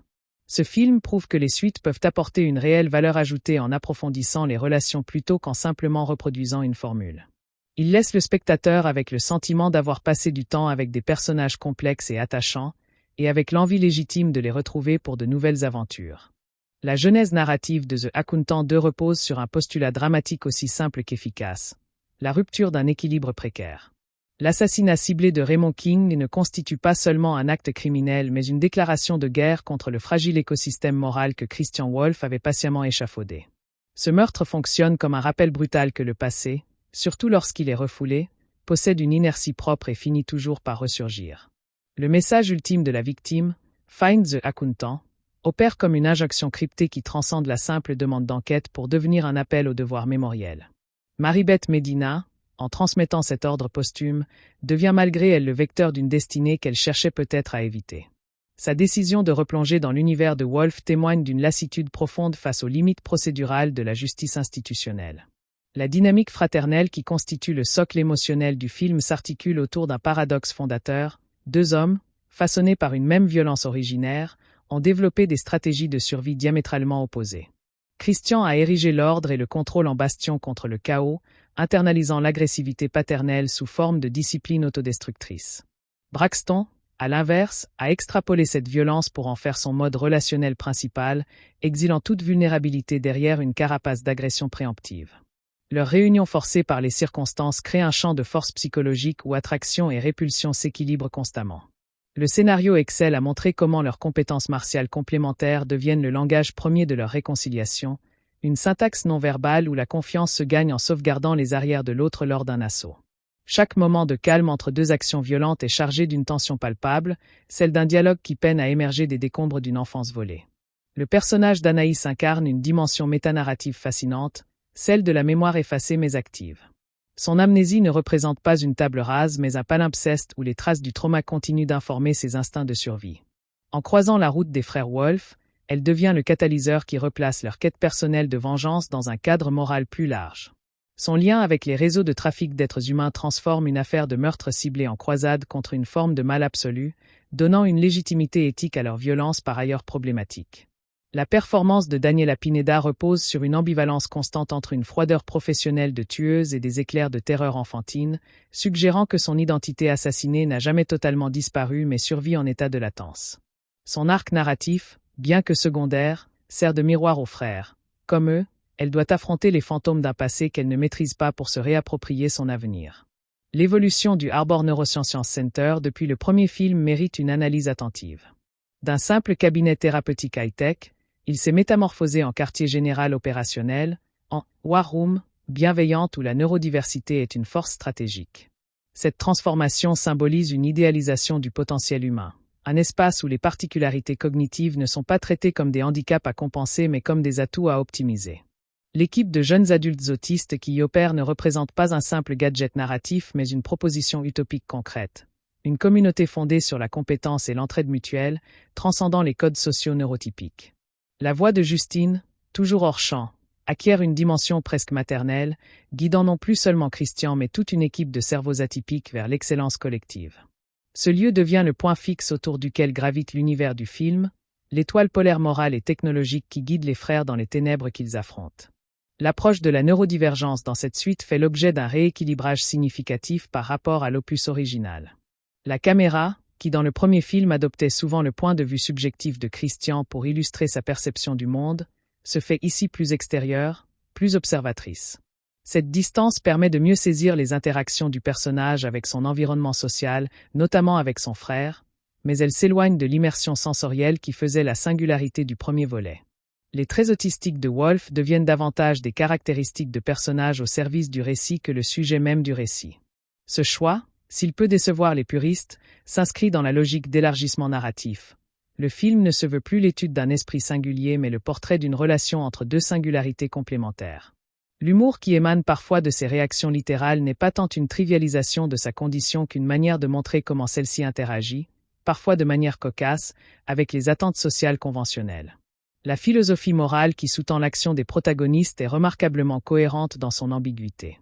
Christian et Braxton n'incarnent pas des justiciers au sens traditionnel du terme mais des correcteurs de déséquilibre, des agents du karma violent. Leur code éthique, bien que rigoureux, n'est aligné sur aucun système juridique existant mais sur un sens personnel de la justice distributive. Le film évite soigneusement de les présenter comme des héros incontestables, leurs méthodes sont excessives, leur violence est graphique, et leur mépris pour les procédures légales est total. Pourtant, face à l'ampleur des crimes qu'ils combattent, le trafic d'enfants étant présenté comme un mal absolu, leur action paraît non seulement justifiable mais nécessaire. Cette tension entre la légitimité morale de leur cause et l'illégalité de leurs moyens crée un questionnement constant chez le spectateur, l'empêchant de s'installer dans une identification confortable. Le film devient ainsi une réflexion sur les limites de l'état de droit face à des formes de criminalité qui exploitent justement ses lenteurs et ses failles. La métamorphose de Ben Affleck en Christian Wolf témoigne d'une compréhension approfondie de la durée dans la construction d'un personnage. L'acteur inscrit dans son interprétation la trace des années écoulées depuis le premier film, une fatigue dans le port de tête, une économie de gestes encore plus marquée, comme si le personnage avait épuisé ses réserves d'énergie sociale. Les brèves échappées d'humour ou d'émotion qui traversent son masque d'impassibilité en sont d'autant plus puissantes qu'elles semblent coûter un effort considérable. Affleck joue superbement la contradiction d'un homme dont le cerveau traite l'information avec une rapidité et une précision surhumaines, mais dont le corps et le visage semblent ralentis par le poids de cette hyperconscience permanente. Sa relation avec l'espace est particulièrement bien rendue. Il occupe chaque lieu comme s'il en évaluait simultanément les potentialités tactiques et les inconforts sensoriels, créant une présence à la fois intense et distante.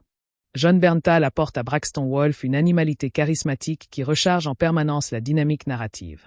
Son interprétation dépasse le cliché du « frère dangereux » pour explorer la vulnérabilité d'un homme dont la rage est le seul langage émotionnel qu'il maîtrise.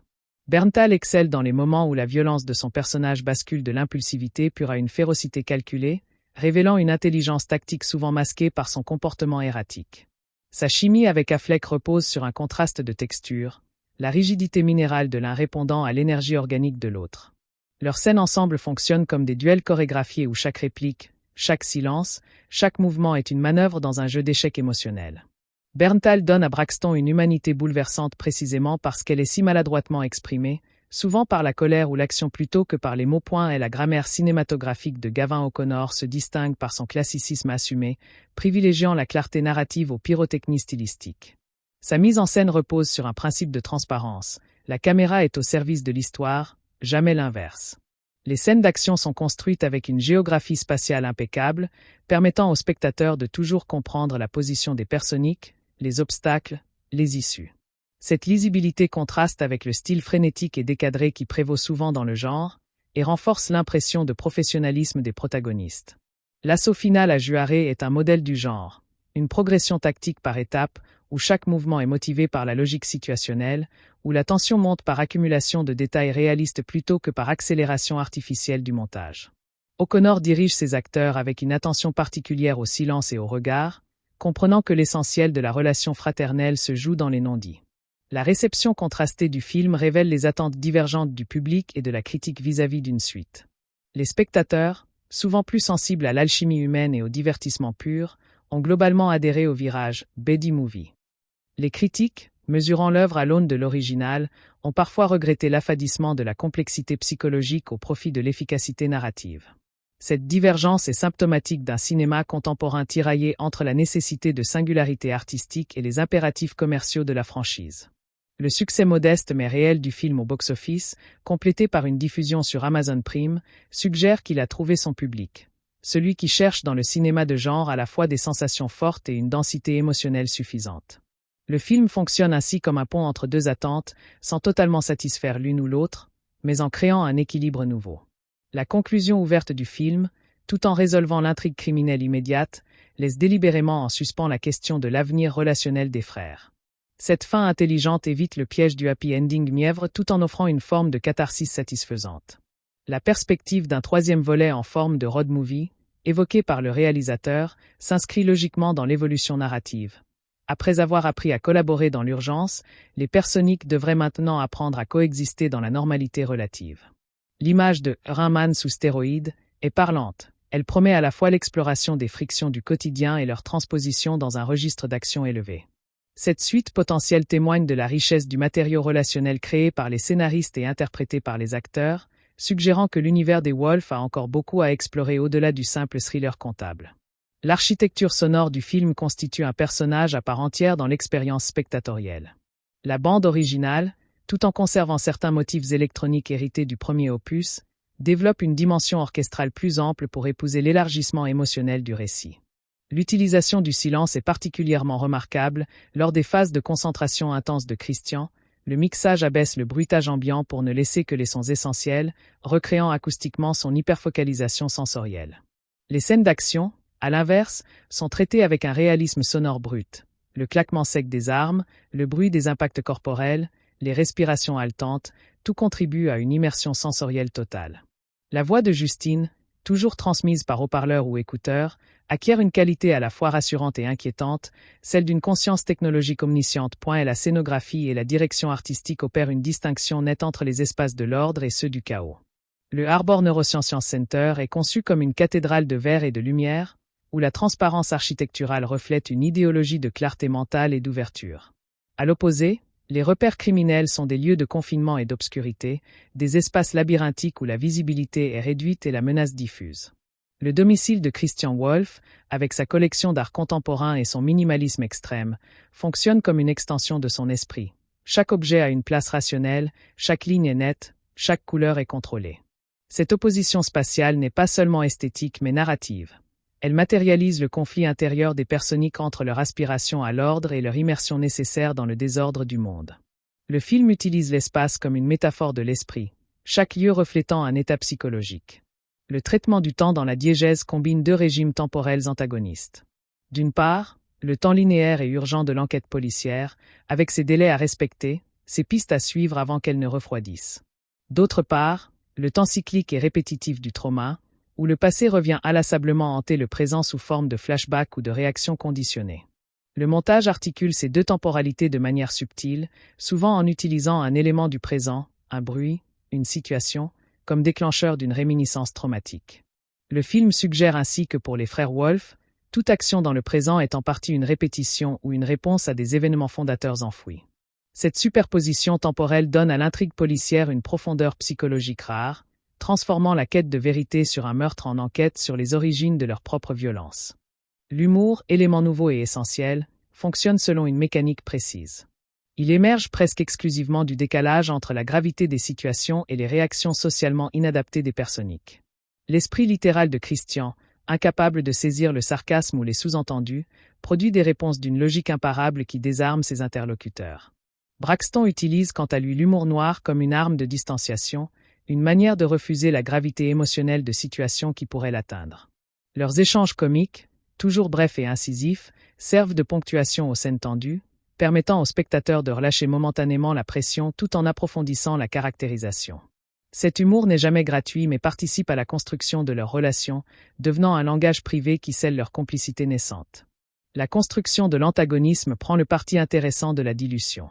Plutôt qu'un méchant charismatique, le film oppose les frères à un réseau tentaculaire, une organisation sans visage dont la force réside précisément dans son anonymat et sa décentralisation.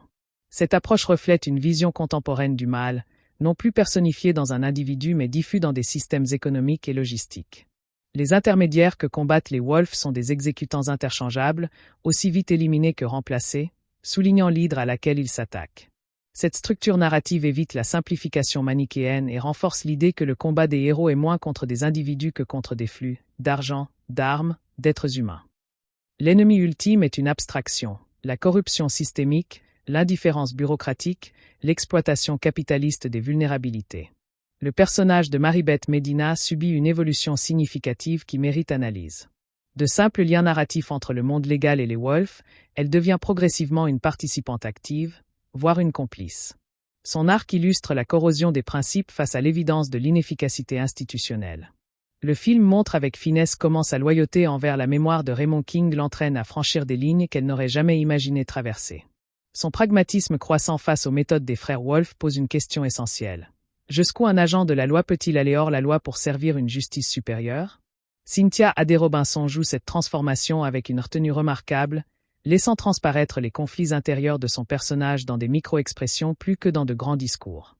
Le thème de la rédemption est traité avec une absence remarquable de sentimentalisme. Le film ne propose pas de catharsis facile où les péchés passés seraient lavés par des actes héroïques. La violence des frères Wolff, même canalisée vers une cause juste, reste une violence qui les marque et les déforme. Leur rédemption, si rédemption il y a, réside moins dans l'absolution que dans la réorientation. Donner un sens à leurs compétences destructrices en les mettant au service de la protection des innocents. Le film suggère que pour des hommes d'aussi endommagés qu'eux, la guérison complète est peut-être inaccessible, mais que la construction d'une identité nouvelle, fondée sur des choix éthiques réitérés, constitue une forme de salut. Cette approche pessimiste mais non désespérée évite les clichés du héros régénéré pour proposer une vision plus complexe et adulte de la réparation de soi. L'intégration des technologies de l'information dans la narration est d'une modernité exemplaire. Les séquences de hacking et d'analyse de données évitent le cliché de l'écran noir aux lignes de code vertes pour proposer des visualisations graphiques complexes et esthétiques. Le Harbor Center apparaît comme une matérialisation de l'interface cerveau-machine, un lieu où la pensée se prolonge directement dans l'action technologique. Le film propose une vision presque cyberpunk de la neurodiversité. Dans l'espace digital, les particularités cognitives deviennent des avantages compétitifs décisifs. Cette représentation, bien que fantasmée, a le mérite d'inverser le stigmate traditionnel associé à l'autisme, présentant non pas un déficit mais une différence pouvant devenir une force dans un environnement adapté. La technologie n'est pas montrée comme une menace déshumanisante mais comme un outil d'augmentation cognitive et morale. La chorégraphie des scènes d'action repose sur un principe de complémentarité qui reflète la relation fraternelle. Chaque combat est conçu comme une démonstration de synergie. Christian anticipe et planifie, Braxton exécute avec une force brute canalisée. Le montage alterne les points de vue pour montrer comment chacun perçoit la situation. Plan large et analytique pour Christian, plan serré et sensoriel pour Braxton. La violence n'est pas esthétisée de manière gratuite mais présentée comme un travail technique, avec sa fatigue, ses erreurs, ses moments de panique. Cette approche réaliste renforce l'identification au personique tout en maintenant un niveau d'intensité dramatique élevé. Les séquences d'action servent ainsi de révélateurs relationnels, c'est dans la pression du combat que la confiance entre les frères se forge et se teste. Le langage vestimentaire des personiques constitue un système de signification non verbale particulièrement élaboré. Christian Wolff évolue dans une garde-robe de costumes sombres et sobrement coupés, uniforme d'un homme qui souhaite passer inaperçu tout en maintenant une apparence professionnelle irréprochable. Chaque vêtement semble choisi pour sa durabilité et sa fonctionnalité plutôt que pour son style. Braxton, à l'inverse, arbore un style utilitaire déstructuré, veste en jean usé, t-shirt simple, bottes robustes qui reflètent sa vie de nomade et son mépris des conventions sociales. Maribeth Medina porte des tailleurs pantalons qui signalent son statut d'agent fédéral tout en permettant une mobilité en cas d'action. Ses choix vestimentaires ne sont pas anodins. Ils racontent l'histoire et la psychologie des personiques avant même qu'ils n'ouvrent la bouche. La structure narrative du film repose sur un système de parallélisme et d'écho qui donne à l'ensemble sa cohérence thématique. L'enquête sur l'assassinat de Raymond King fait écho à l'enquête que les frères mènent sur leur propre passé. Chaque indice découvert sur le réseau criminel révèle en miroir quelque chose sur leur relation. Les rencontres avec les victimes du trafic, comme Anaïs, renvoient au traumatisme de leur propre enfance. Cette construction en abîme élève le thriller policier au rang de quête identitaire, où la vérité extérieure et la vérité intérieure sont inextricablement liées. Le scénario évite ainsi l'écueil de la sous-intrigue purement décorative, intégrant chaque élément narratif dans un ensemble organique où tout fait sens. Les limites du film, souvent pointées par la critique, méritent d'être comprises dans le contexte de ses ambitions. L'intrigue criminelle, certes moins originale que la psychologie des personiques, sert avant tout de cadre à l'exploration relationnelle. Les antagonistes peu développés permettent de concentrer l'attention sur les frères Wolff. La simplification de la représentation de l'autisme répond à une nécessité narrative d'élargissement du public. Ces choix ne sont pas des faiblesses accidentelles mais des partis pris délibérés en faveur du « buddy movie ». Le film assume pleinement son virage vers un ton plus léger et plus commercial, quitte à décevoir les amateurs du premier opus. Cette honnêteté dans les intentions rend ses défauts plus acceptables. On peut regretter les choix, mais on ne peut pas dire qu'ils soient le fruit de l'incompétence. La musique, composée spécifiquement pour le film, joue un rôle crucial dans l'articulation des émotions. Des thèmes distincts sont associés à Christian, mélodie répétitive et minimaliste, à Braxton, rythme percussif et agressif, et à leur relation, motifs qui se développent et se répondent. La partition évolue avec l'histoire, passant d'une atmosphère froide et électronique au début à des développements orchestraux plus chaleureux vers la fin, reflétant le rapprochement des frères. Les moments clés sont soulignés par des choix musicaux précis. L'utilisation du silence pendant les séquences de concentration, des cordes tendues pendant les scènes de tension, de percussions brutales pendant les combats. Cette bande originale, bien qu'effacée, contribue significativement à l'impact émotionnel de l'œuvre. La direction de la photographie privilégie une esthétique de clarté et de netteté qui correspond au caractère méthodique de Christian Wolff. Les plans sont soigneusement composés, les lignes droites dominent, les couleurs sont contrôlées, ton froid pour Arbor, ton chaud pour les scènes de violence. La caméra, souvent stable, observe les personiques avec une certaine distance, refusant le subjectivisme excessif tout en permettant une immersion dans leur monde. Les scènes d'action, bien que dynamiques, restent parfaitement lisibles, chaque mouvement étant clairement situé dans l'espace. Cette approche visuelle sobre et efficace sert parfaitement le récit, créant une esthétique cohérente qui renforce les thèmes d'ordre, de contrôle et de précision. Le montage, précis et rythmé, joue un rôle essentiel dans la construction du suspense et le développement des personiques. Les transitions entre les scènes sont souvent intelligemment construites pour maintenir le flux narratif tout en créant des contrastes significatifs. Par exemple, passer d'une scène de violence à une scène de calme au Arbor Center. Le rythme alterne habilement entre des séquences rapides et nerveuses, les combats, les poursuites, et des moments plus lents et contemplatifs, les dialogues entre les frères. Cette variation de tempo évite la monotonie et permet au spectateur de respirer entre les moments d'intensité maximale. Le montage contribue ainsi activement à l'expérience émotionnelle du film. La thématique de la famille, qu'elle soit biologique, choisie ou toxique, constitue le cœur battant du récit. Le film explore comment ces différentes configurations familiales façonnent les individus et comment il est possible de transcender les déterminismes familiaux. La famille biologique des Wolf est présentée comme un traumatisme originel, une matrice de violence qui a produit 2 survivants endommagés. La famille choisie du Harbor Center représente un idéal de communauté fondé sur le respect et l'entraide. La relation fraternelle en reconstruction incarne la possibilité de créer une nouvelle forme de famille, hybride, qui intègre le passé sans en être prisonnière. Cette exploration riche et nuancée donne au film une profondeur émotionnelle qui le distingue des thrillers d'action plus conventionnels. Le traitement du passé traumatique évite l'explication psychologisante facile pour privilégier l'impact comportemental. Le film ne montre pas longuement les sévices subis par les frères enfants, mais suggère leur violence par des fragments, un bruit, une posture, une réaction de sursaut. Cette économie narrative est plus efficace qu'une exposition détaillée, laissant à l'imagination du spectateur le soin de combler les blancs. Le passé est présenté comme une force active qui informe chaque décision, chaque réaction dans le présent. Les flashbacks, utilisés avec parcimonie, ne servent pas à faire pleurer mais à faire comprendre pourquoi les personnages sont ce qu'ils sont. Cette approche respectueuse de l'intelligence du spectateur renforce l'impact émotionnel des révélations. L'arc transformationnel de Christian Wolf est subtil mais significatif. Son évolution ne réside pas dans une guérison miraculeuse de son autisme en qui reste une part fondamentale de son identité, mais dans son apprentissage à naviguer ses particularités dans un contexte relationnel plus complexe.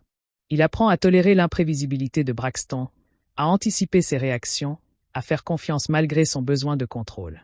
Cette ouverture progressive est rendue crédible par la performance de Ben Affleck, qui montre le coût émotionnel de chaque concession. Christian ne devient pas un autre homme, mais il élargit les limites de celui qu'il est, intégrant la relation fraternelle à son univers jusque-là régi par la solitude et l'ordre. L'arc de Braxton Wolf, plus spectaculaire en apparence, est en réalité d'une grande finesse psychologique. Son évolution n'est pas un adoucissement mais une canalisation. Il apprend à orienter sa rage vers des cibles légitimes, à mettre son agressivité au service de la protection plutôt que de la destruction aveugle. Sa relation avec Christian lui offre un point d'ancrage, une raison de contrôler ses démons plutôt que de les laisser le contrôler. Jon Bernthal joue cette transformation avec une intensité remarquable, montrant la lutte interne entre l'homme qu'il a dû être pour survivre et l'homme qu'il pourrait devenir avec son frère. Braxton ne renie pas sa violence, mais il lui donne un sens et une direction. La dimension sociopolitique, bien que discrète, donne au film une résonance contemporaine importante.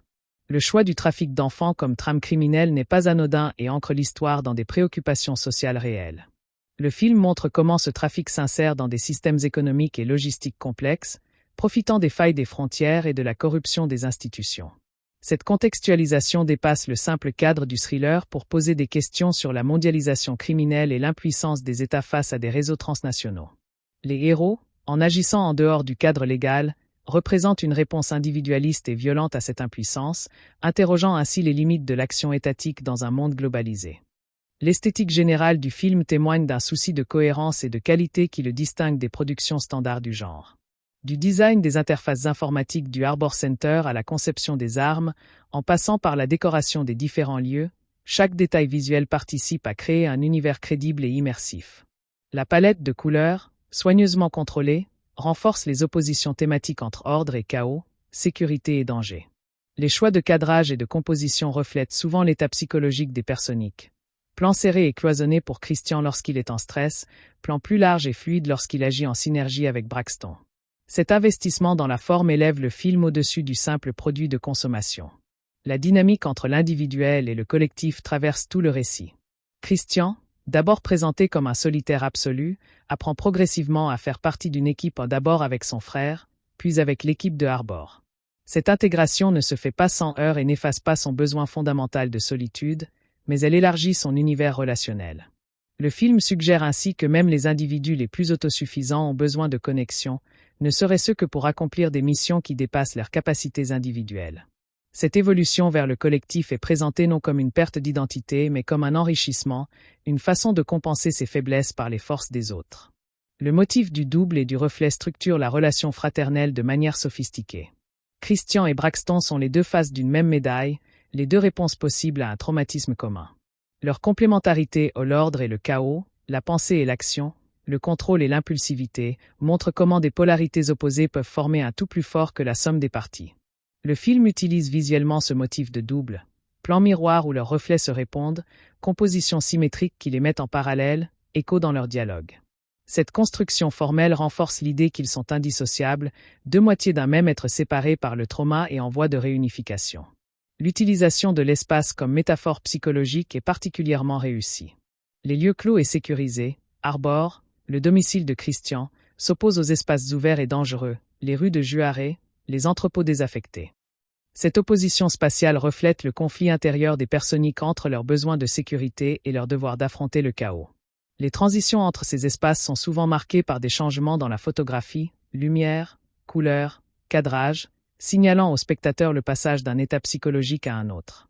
Le film suggère ainsi que l'espace n'est pas neutre mais participe activement à la construction de l'identité et des relations. Le traitement du temps narratif montre une maîtrise certaine du suspense. Le film utilise à la fois la pression du compte à rebours, empêcher de nouveaux crimes, retrouver les enfants disparus, et le poids du passé, résoudre le meurtre du mentor, affronter les traumatismes d'enfance, pour créer une tension à double détente. Le montage entremêle habilement ces deux temporalités, créant un sentiment d'urgence permanente. Pourtant, le film prend aussi le temps de pause contemplative nécessaire au développement des personniques, évitant ainsi l'écueil du pur film d'action où tout n'est que course contre la montre. Cet équilibre entre action et réflexion est l'une des grandes réussites du film. La représentation de la compétence professionnelle est un élément central du charisme des personniques. Christian et Braxton sont extrêmement bons dans leurs domaines respectifs et le film prend le temps de montrer leur expertise en action. Cette valorisation de la compétence, même dans des domaines violents ou marginaux, participe à l'admiration que le spectateur peut éprouver pour eux. Le film célèbre le savoir-faire, la préparation, l'entraînement, présentant la violence non comme une pulsion incontrôlée mais comme un métier exercé avec professionnalisme. Cette approche élève les personniques au-dessus du simple statut de tueur et en fait des artisans de la violence, ce qui paradoxalement les rend plus sympathiques. La relation entre les frères et la technologie est ambivalente et riche de signification. Christian utilise la tech comme extension de son esprit, un moyen de mettre de l'ordre dans le chaos informationnel et de compenser ses difficultés sociales. Braxton, plus instinctif et physique, se méfie de cette dépendance et préfère le contact direct avec la réalité. Leur fusion progressive s'accompagne d'un équilibre entre planification high-tech et adaptation sur le terrain, suggérant que la véritable efficacité réside dans la synthèse entre la pensée et l'action, entre la technologie et l'instinct. Cette dialectique reflète une interrogation plus large sur notre époque. Comment concilier la rationalité technologique avec l'expérience humaine directe? Le thème de la confiance, central dans toute relation fraternelle, est traité avec une rare justesse psychologique. Le film montre comment la confiance se construit progressivement, par une accumulation de petits gestes et d'actions plus que par des déclarations grandiloquentes. Elle est constamment testée, mise en doute, parfois trahie, avant de pouvoir se solidifier. La reconstruction de cette confiance entre Christian et Braxton constitue l'épine dorsale émotionnelle du récit, chaque scène participant à cette lente édification. Le film suggère que la confiance, une fois brisée, ne peut se reconstruire à l'identique mais doit se réinventer sous une forme nouvelle, plus consciente de ses fragilités. L'humour spécifique du film mérite une analyse détaillée tant il participe à son identité. Il naît principalement de l'incongruité des situations, du décalage entre la gravité des enjeux et les réactions socialement inadaptées des personniques. Cet humour souvent noir sert de soupape de sécurité émotionnelle, permettant au spectateur de supporter la tension dramatique sans se sentir submergé. Il fonctionne aussi comme un langage crypté entre les frères, une façon de communiquer sans avoir à verbaliser des émotions trop lourdes. L'humour devient ainsi un outil de connexion autant que de distanciation, révélant la complexité de leur relation mieux que ne le pourrait de longs discours. Et la construction de l'antagonisme évite l'écueil du méchant surjoué pour privilégier une menace diffuse et systémique. Le réseau criminel est présenté comme une hydre tentaculaire, plus terrifiante par son impersonnalité et son efficacité que par la psychologie de ses membres.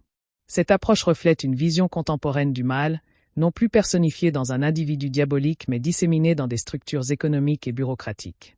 Les frères Wolf combattent moins des hommes que des flux, de capitaux, d'informations, d'êtres humains, ce qui donne à leur lutte une dimension quasi mythique, David contre Goliath, mais où Goliath est un système plutôt qu'un géant. Fin.